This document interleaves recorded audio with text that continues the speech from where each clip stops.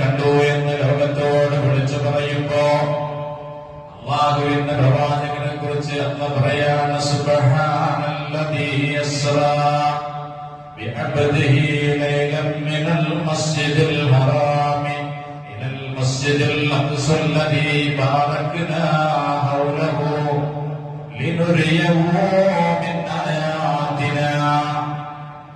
പ്രയാണം നടത്തിയ അല്ലാഹുവിന്റെ അടിമയാകുന്ന പ്രവാചകന്റെ യാത്രയെത്ര അത്ഭുതകരമാണ്. ഒരു ദിവസം രാത്രി മുഴുവനും അല്ലാഹുവിന്റെ റസൂൽ ആകാശത്തിന്റെ വിരിമാറിലൂടെ യാത്ര ചെയ്ത യാത്രയിൽ ഓസ്ട്രേലിയയുടെ ബഹിരാകാശ സഞ്ചാരി പറഞ്ഞതുപോലെ എത്രയെത്ര അത്ഭുതങ്ങളാണ് കാണുന്നത്. ഗോളങ്ങൾ കറങ്ങുന്നത് കാണുകയാണ്, ഭൂമി സഞ്ചരിക്കുന്നതായി കാണുകയാണ്.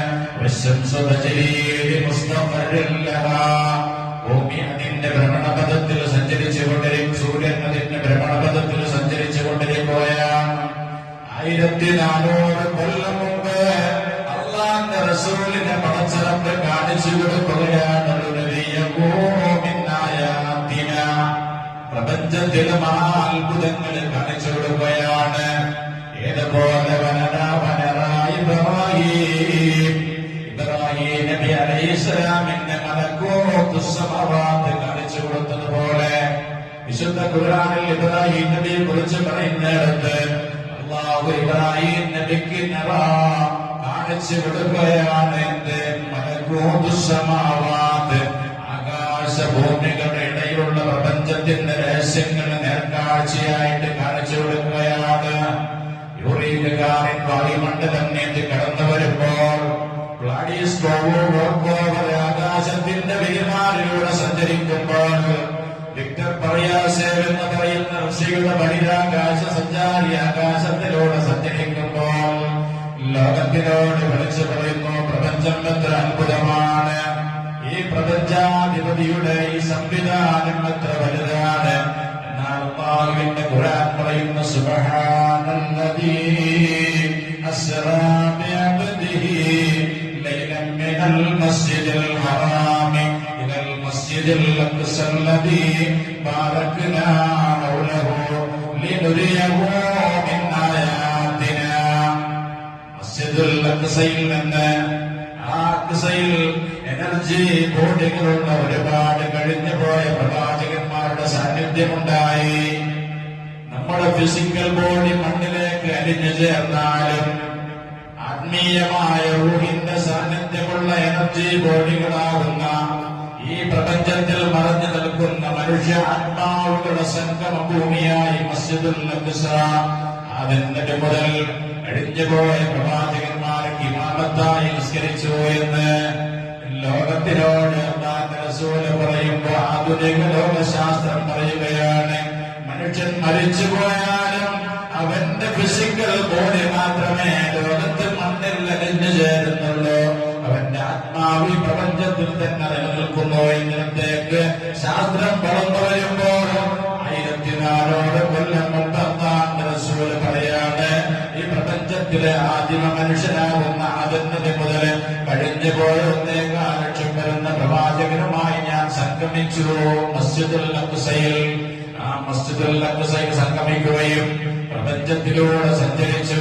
4 മിനിറ്റ് കൊണ്ട് 1,28,000 കിലോമീറ്ററുകൾ ഓസ്ട്രേലിയയുടെ ബഹിരാകാശ സഞ്ചാരി ഭൂമിയിലേക്ക് പതിച്ചു എന്ന് പറയുമ്പോൾ ഒരിക്കലും സംശയമില്ലാതെ വിശ്വസിക്കപ്പെടുന്ന ലോകമേ, അല്ലാഹുവിന്റെ റസൂൽ പറയുന്ന ഒരു രാത്രി കൊണ്ട് 7 ആകാശവും താണ്ടിയിട്ട് ബുറാഖ് എന്ന് പറയുന്ന പ്രത്യേകമായ വാഹനത്തില് അല്ലാഹുവിന്റെ അത്ഭുത ദൃഷ്ടാന്തങ്ങൾ കാണിച്ചു കൊടുക്കാൻ അവന്റെ അടിമയെ കൊണ്ടുപോയവൻ എത്ര സ്തുത്യർഹനെന്ന് വിശുദ്ധ ഖുർആൻ സൂറത്തു ഇസ്രാ ലോകത്തിനോട് പഠിപ്പിക്കുകയാണ്.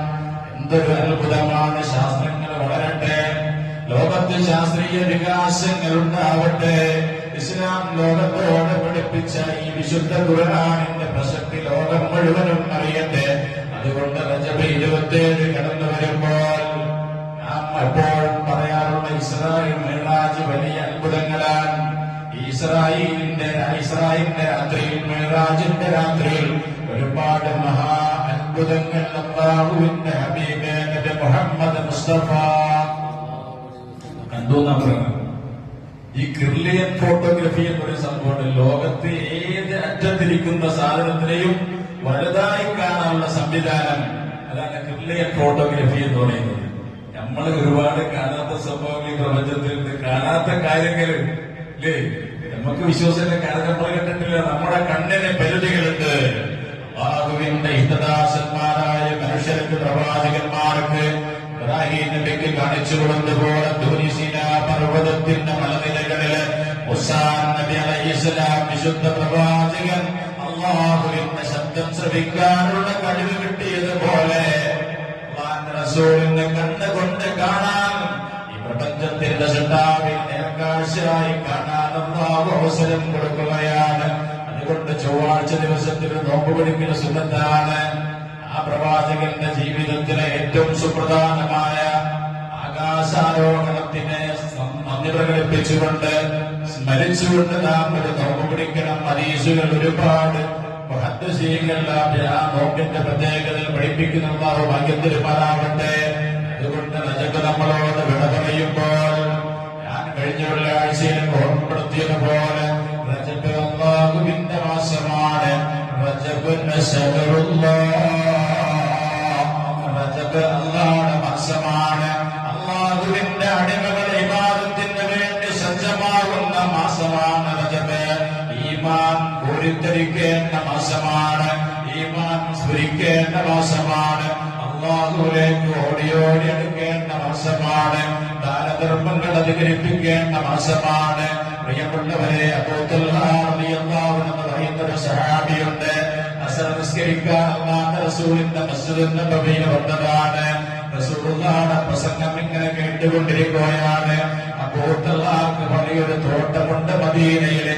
600 ഈത്തപ്പന മരങ്ങൾ നിരനിരയായി നിന്നുകൊണ്ട് പൂത്തുലഞ്ഞു നിൽക്കുന്ന അരുവികളുള്ള ഒരു തോട്ടമുണ്ട്.